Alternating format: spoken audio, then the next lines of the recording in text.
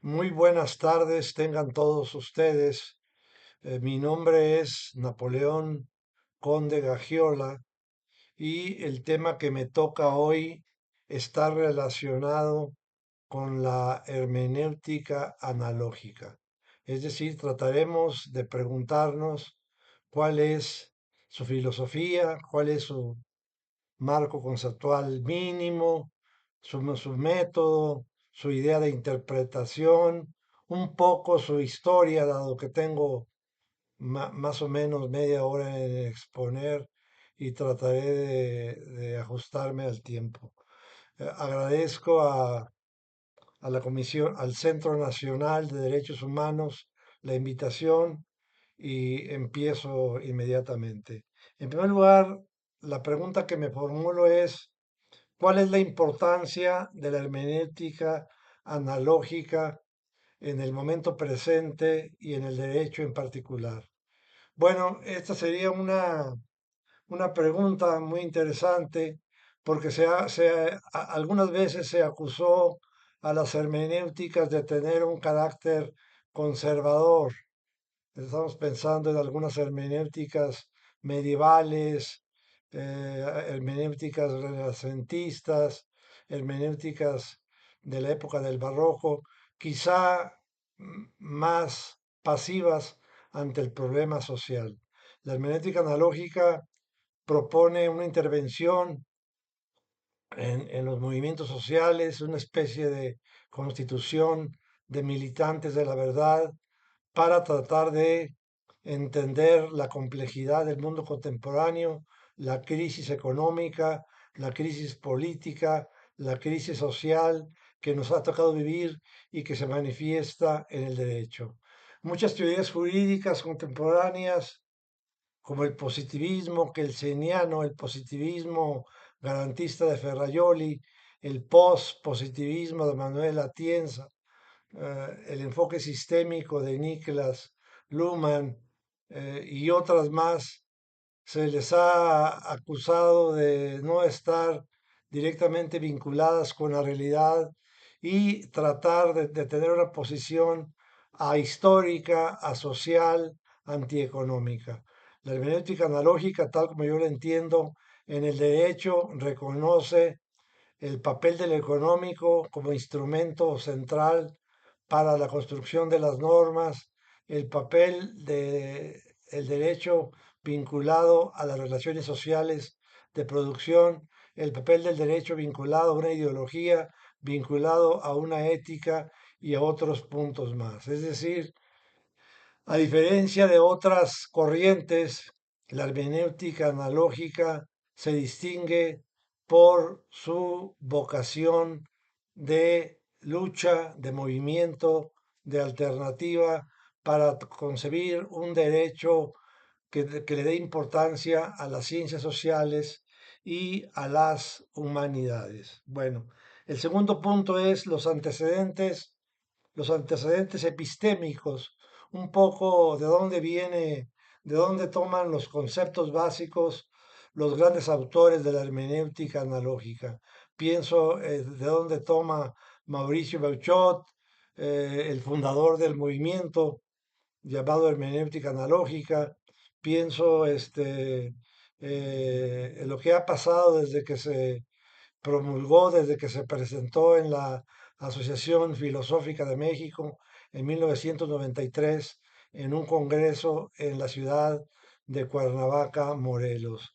En ese sentido,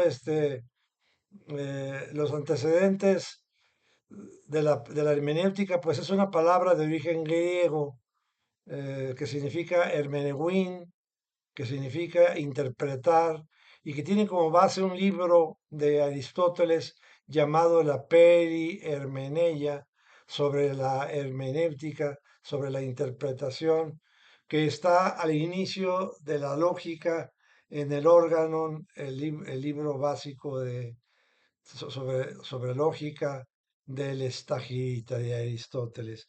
Entonces, dicho de manera muy breve, los antecedentes epistémicos están en los grandes filósofos analógicos de la época griega, como Pitágoras, como el propio Aristóteles, el propio Platón, y los peripatéticos, que era el nombre que se le daba a los que estudiaban con Aristóteles, y plantea una conexión importante con los autores clásicos, ¿no? En ese sentido, veremos más adelante los tipos de analogía que hay y señalar la importancia que tiene la época clásica ateniense en la idea que tengan los hermeneutas analógicos de la idea de derecho.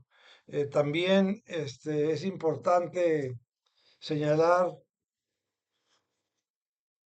que en la Edad Media hay importantes exponentes como Tomás de Aquino, Eckhart, Duns Scoto y otros autores importantes como Boaventura, que han creado una idea interesante de el microcosmos para tratar de entender la analogía, hasta llegar al Renacimiento y al Barroco con autores destacados como fundamentalmente autores como Vico, para después pasar al siglo XIX con autores como Peirce y en el siglo XX con los trabajos de Mauricio Beuchot. Es decir, hay una tradición epistémica rica que toma cosas de muchos autores, ¿no?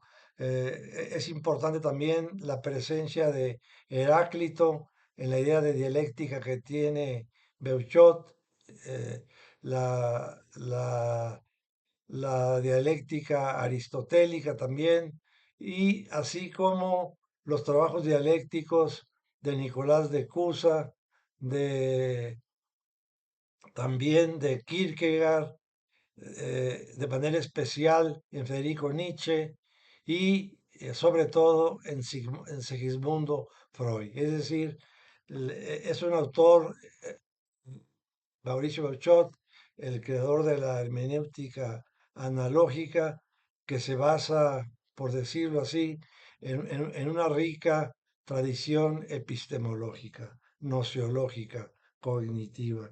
Bueno, después un poco la historicidad de la hermenéutica. ¿Cómo llega a México la hermenéutica? ¿Cómo se presenta? En el siglo XVI, Bartolomé de las Casas y otros pensadores españoles plantean la importancia del humano y critican a los conquistadores por su violencia y por su comportamiento y por su idea de invasión, de desechar la cultura local, etcétera. Podemos decir que en el siglo XVI, Bartolomé de las Casas, Tomás de Mercado posteriormente, Francisco de Clavijero en el siglo XVIII y en especial en el siglo XX, la presencia de los primeros mexicanos que van a estudiar con los grandes hermeneutas, como sería el caso de la- los discípulos directos de Hans-Georg Gadamer en Heidelberg, Alemania, como es el caso de Gabriel Chico Sánchez, con Riquer de Ricardo Sánchez Puente, y así sucesivamente autores que estudian en los años 60 y 70 con los principales exponentes de las hermenéuticas más de mayor relevancia. La venida de Gadamer a México en los años 70, coordinada por un filósofo hermeneuta colombiano, Carlos B. Gutiérrez, y de Riquer en México también en la década de los 70 a principios, y de Igor Caruso a principios de los 70, visitas coordinadas por un hermeneuta español llamado Armando Suárez, cuyo verdadero apellido era Armando González Gómez, que es el traductor, Armando es el traductor de un libro de Paul Ricoeur llamado Freud, una interpretación de la cultura.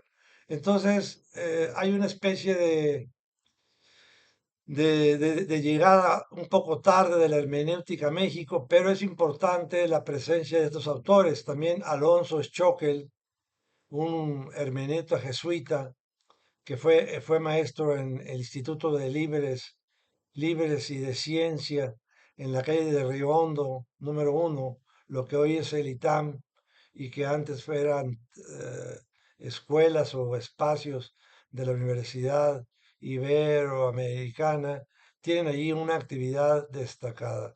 A Schockel, desde los años 60, incluso desde antes, da cursos de hermenéutica para mostrar la importancia que tiene la interpretación. En esa época, la, la hegemonía en filosofía del derecho la tenía autores legalistas, normativistas, de gran importancia, por supuesto, pero que no tenían nada que relacionarse con el caso de la interpretación y de la propia hermenéutica.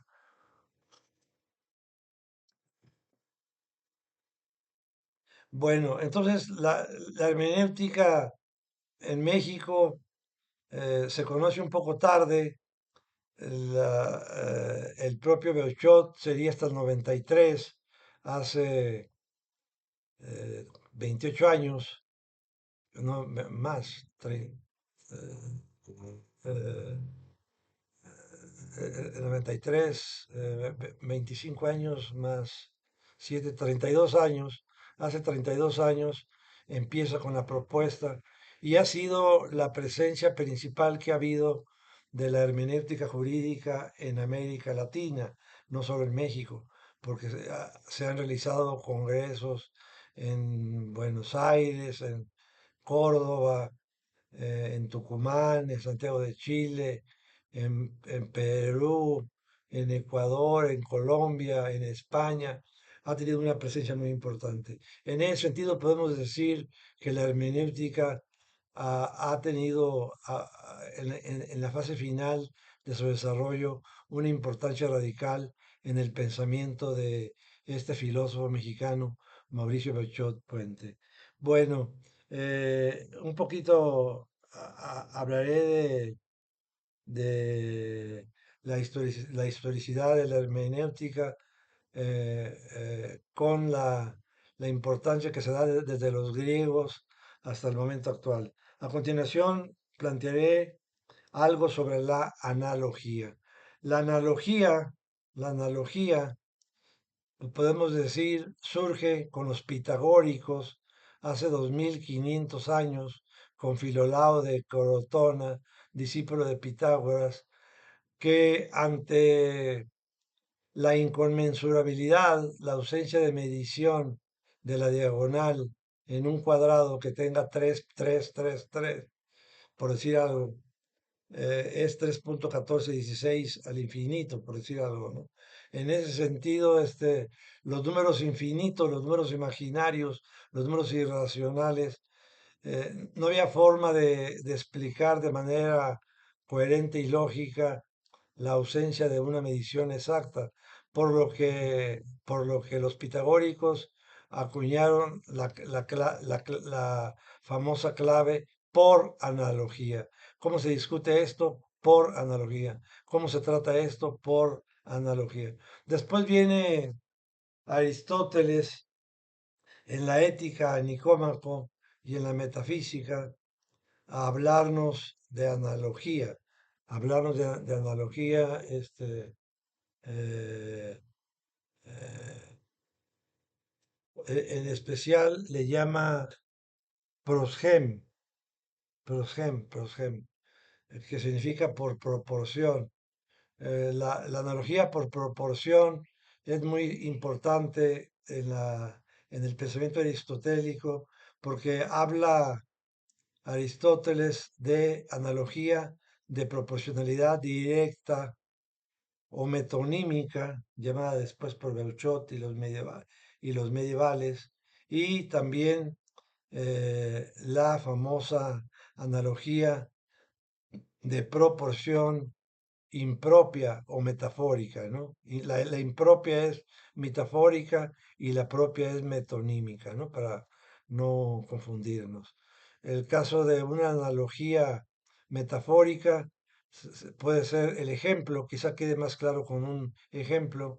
Las flores son al prado lo que la risa es al hombre. En ese sentido podemos decir que el prado ríe, que el prado ríe. Vemos una metáfora porque hay en cierta medida una sustitución de una cosa por otra en la que no fuera posible sin la analogía demostrar que el prado ríe. Sabemos que el prado no puede reír, pero utilizando la analogía existe una relación. La analogía metonímica o impropia tendría que ver básicamente con algo más menos figurado, menos poético, menos alegórico, ¿no? Eh, eh, el ejemplo típico es la razón es al hombre lo que los instintos es a los animales. Bueno, serían las dos analogías que predominan en la época clásica ateniense y romana, hasta que en la Edad Media Tomás de Aquino nos habla de la analogía de atribución, que tendría que ver con cierta semejanza que hay, dice Tomás de Aquino, entre la búsqueda del analogado principal de las cosas, ¿no? Por ejemplo, ¿cuál es el analogado principal del derecho en la hermenéutica analógica? La respuesta es la justicia, a diferencia de del positivismo, que el analogado principal sería la norma, la coacción, o en el enfoque sistémico, la palabra sistema, o en el enfoque postpositivista, la argumentación o el principialismo, por decir algo, ¿no? Entonces es muy importante la analogía de atribución y finalmente está la analogía de desigualdad descubierta por Cayetano tres siglos después que Tomás de Aquino.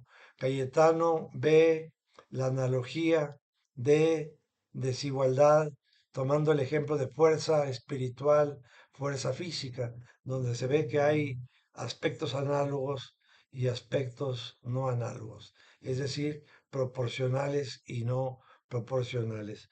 La analogía, como estamos viendo, adquiere estatuto de gran importancia para establecer lo que es los símbolos, lo que es el diagrama, etcétera, etcétera. Estaba pensando en el esquema que propone Charles Sanders Peirce, ese extraordinario pensador estadounidense del siglo XIX, pragmatista, que dice que hay tres tipos de significación o de signos, que serían los signos indéxicos, los signos icónicos y los signos simbólicos. Signos indéxicos podría ser algo que unívocamente va a pasar.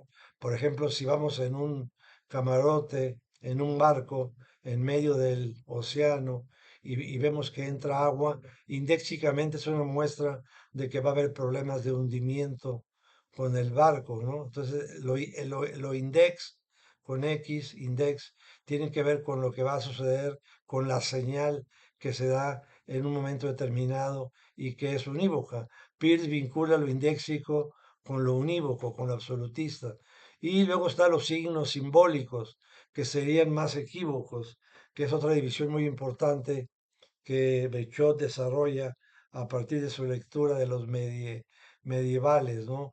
Lo unívoco y lo equívoco. Lo unívoco, etimológicamente lo dice su nombre, unus significa uno, vocare llamado, un solo llamado, sería la interpretación jurídica positivista que dice derecho es esto, la coacción, la norma, que dice, por ejemplo, en el diálogo entre Calícles y Sócrates, en el diálogo Platón del Gorgias, para decirnos qué es el derecho y Calícles señala que el derecho es la fuerza, la coacción, lo absoluto, Y Sócrates plantea lo contrario, ¿no? Que el derecho es la búsqueda de la felicidad, etcétera, etcétera.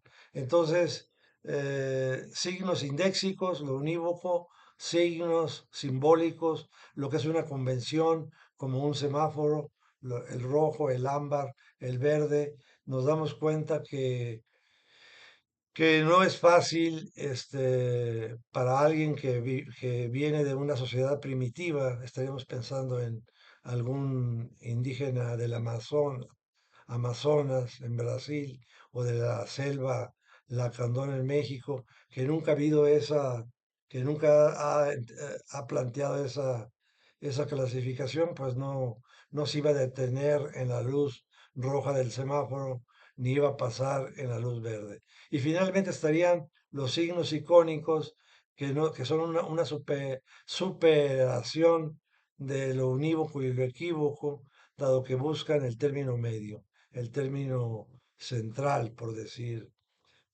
algo, ¿no? Y los signos icónicos los divide Peirce en imagen, analogía y metáfora, ¿no? La imagen de un hombre frente a un espejo, unívocamente es ella. La metáfora es un cambio en el significado de las cosas, como el ejemplo que vimos del Prado ríe. El diagrama es la parte analógica del signo en esta división triádica que hace Peirce, ¿no? Signo icónico, en tanto signo analógico, que tiene tres partes: la diagramática, la imagen que es unívoca y la metáfora que es equívoca.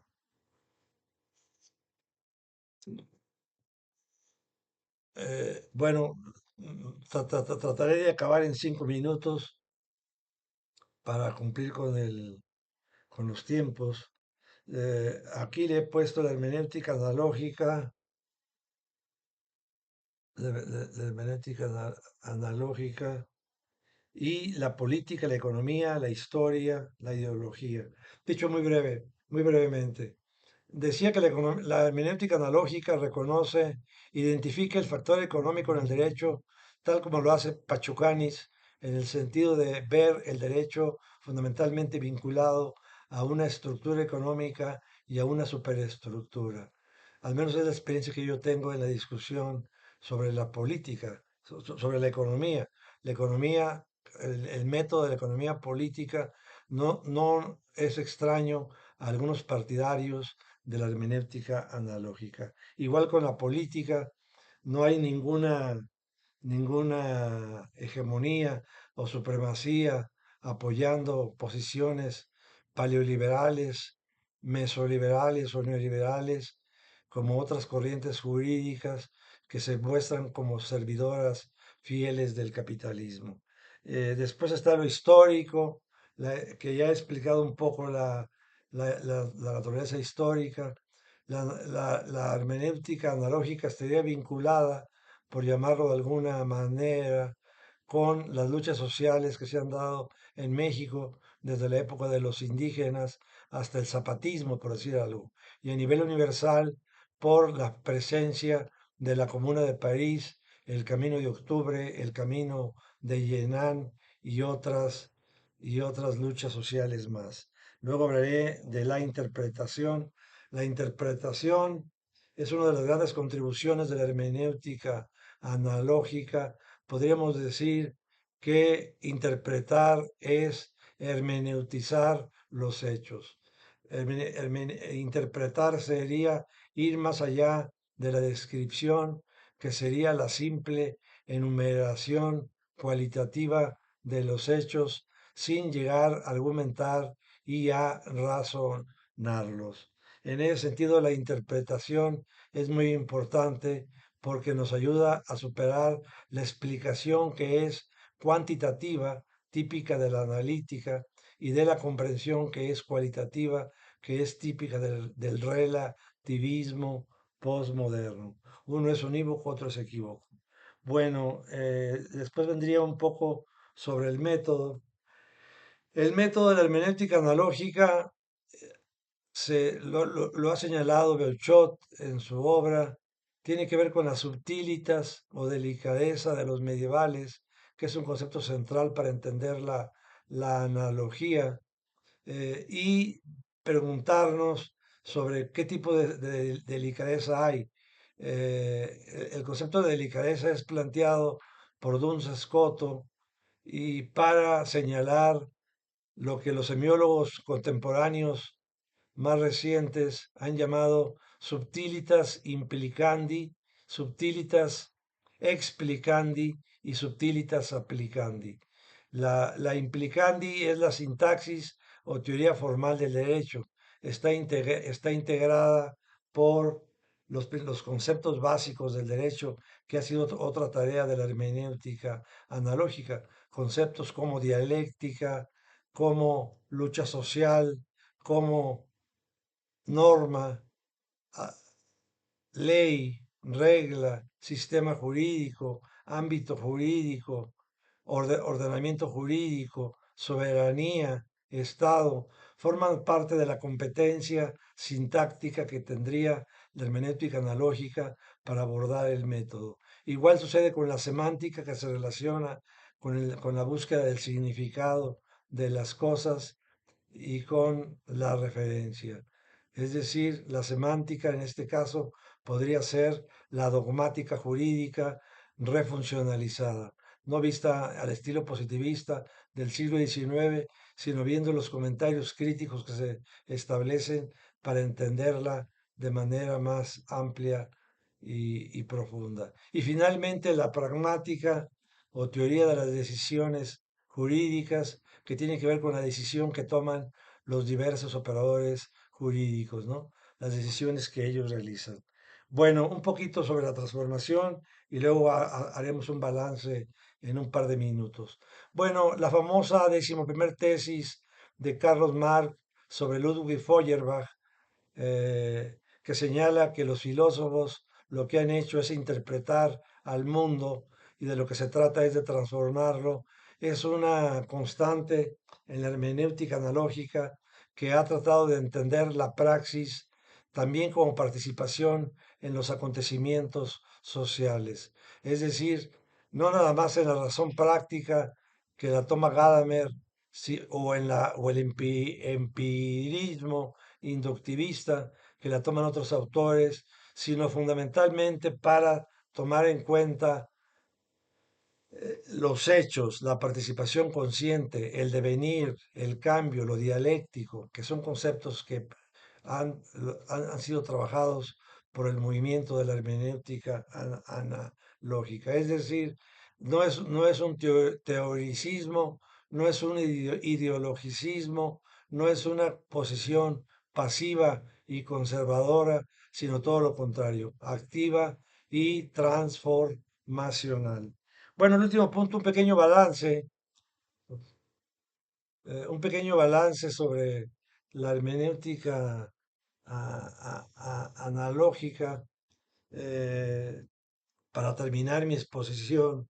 Este, pues tiene aspectos que me parecen afirmativos, como el hecho de recordarnos la clasificación de la analogía, que ya no pude exponer, que es ampliamente la analogía de proporcionalidad metafórica, la de la metonímica, la desigual, la de atribución, la de analogado central, lo que hace Dussel con la analéctica, que combina la analéctica con la dialéctica, la analogía con la dialéctica y la propia posición sobre la dialéctica que plantea Mauricio Beuchot. Es decir, se había planteado la dialéctica como una especie de enfrentamiento entre los opuestos, desapareciendo el contrario. Beuchot retoma, hace una lectura en su libro Dialéctica de la Analogía, donde señala que su dialéctica es una dialéctica sin síntesis, al estilo que lo plantea Kierkegaard, Nietzsche, Freud y otros autores más, Nicolás de Cusa, el propio Heráclito. de que no sería hacer pedazos al otro, sino lograr la conciliación. Esto me parece una aportación importante de la hermenéutica analógica, dado que ve el movimiento social, la lucha entre las clases sociales, como un planteamiento no violento, no de acabar de forma directa con las cosas, sino de plantear un diálogo, un encuentro, una relación amable. Entonces, eso me parece positivo, afirmativo en la propuesta de la hermenéutica analógica, sobre todo pensando en el caso latinoamericano, donde ha habido tanta sangre derramada y tantos problemas económicos, políticos, sociales, jurídicos y militares. Otro aspecto afirmativo de la hermenéutica analógica es la recuperación del método.